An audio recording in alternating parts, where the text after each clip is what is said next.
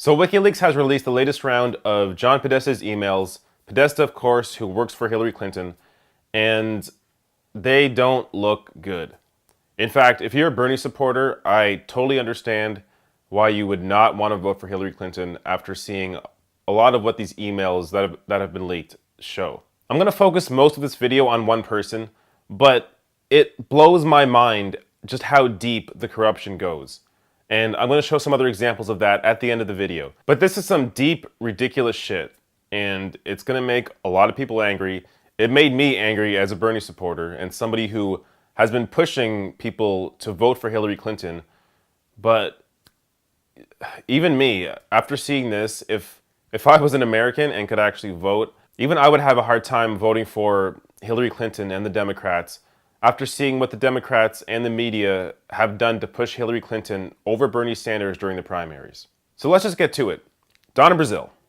So Donna Brazile is, or was, a CNN neutral Democratic commentator.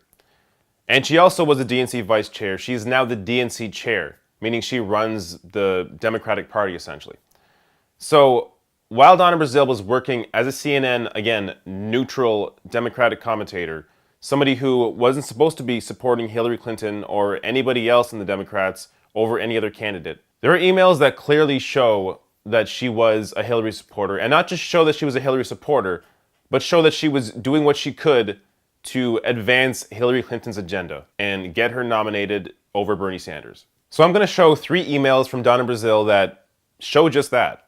The fact that she was supporting Hillary Clinton and discussing with the Hillary Clinton campaign behind the scenes to advance their agenda, either through CNN or through information that they otherwise would not be able to obtain. So this first email from Donna Brazile to the Hillary Clinton campaign is an FYI. And the contents of the email that she's forwarding says, "Hello all, tomorrow the Bernie 2016 African American Outreach Team will host a Twitter storm for Twitter Storm Tuesday." Now, this doesn't seem like a huge deal. We'll get to the more bigger deals. But this is information that Donna Brazile is forwarding to the Hillary Clinton campaign that they otherwise wouldn't know about. In other words, getting that campaign ready to be able to respond to some sort of big support coming behind Bernie Sanders from the African American community. But she's handing it over to the Hillary Clinton campaign while she's working for CNN and the DNC as a neutral force. This next email is probably the most damning of the 3 and shows clear corruption. So as a CNN contributor, Donna Brazile had access to, I guess, some of the questions that were going to be asked at the CNN town hall. And this is the one that she forwarded to the Clinton campaign. As you can see, the head of the email says, "From time to time, I get the questions in advance." And then in the body of the email, Donna Brazile sends the Clinton campaign a question on the death penalty. And the setup in the way that it's phrased here is very similar to the setup that was used at the CNN town hall the next day. Since 1976, 1,414 people have been executed in the U.S. Since 1976, we've executed 1,414 people in this country. Since 1973, 156 people have been on death row and later set free. Since 1973, 156 who were convicted have been exonerated from the death row. I mean, it doesn't get any clearer than this. Here's a CNN contributor who works for CNN as a neutral commentator, a neutral Democrat, sending a question that's going to be asked at the town hall the next day to the Hillary Clinton campaign the day before. And if that wasn't clear enough, this last email from Donna Brazile to John Podesta, who was the chairman of the Hillary Clinton campaign, shows how buddy-buddy the two really are.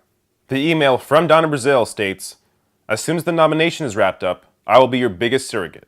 Sent from Donna Brazile, which was in reply to John Podesta's email saying, "Look forward to working with you to elect the first woman president of the United States."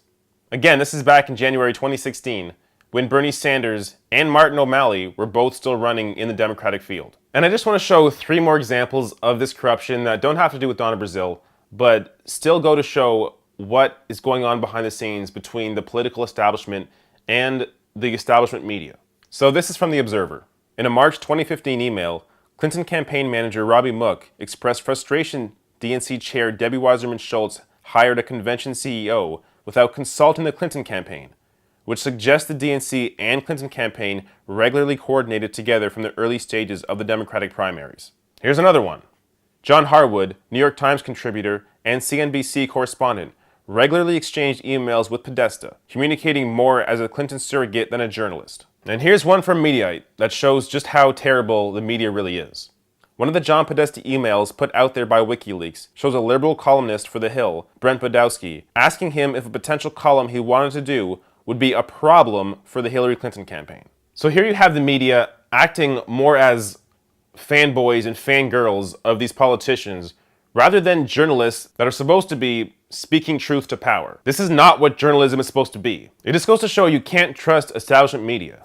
Forget CNN, forget MSNBC, forget Fox News, obviously. But forget New York Times, forget the Washington Post, forget The Hill. These are all places where you have writers who are just friends with people that are in power. Again, if you can't vote for Hillary Clinton after seeing all this corruption, I totally understand. At the same time, we are kind of lucky that Hillary Clinton is way ahead of Donald Trump in the polls, because if it was close, electing Donald Trump is not a solution to the problem. But because Hillary Clinton is far and away the one that is going to be president, voting for Jill Stein when you aren't risking the presidency to Donald Trump makes sense. So I totally understand why you can't vote for Hillary Clinton. That said, just keep in mind that activism is what works and what will change this. I think the best solution is to elect Hillary Clinton and then get in the streets, get online, do everything you can to push her left. So yes, the media is corrupt. Yes, the DNC is corrupt. Yes, the Clinton campaign will do anything they can to curry favor with the media. But the solution is not voting Donald Trump. The solution is elect Hillary Clinton and do everything you possibly can to push her left and push her on the issues that she needs to be pushed on.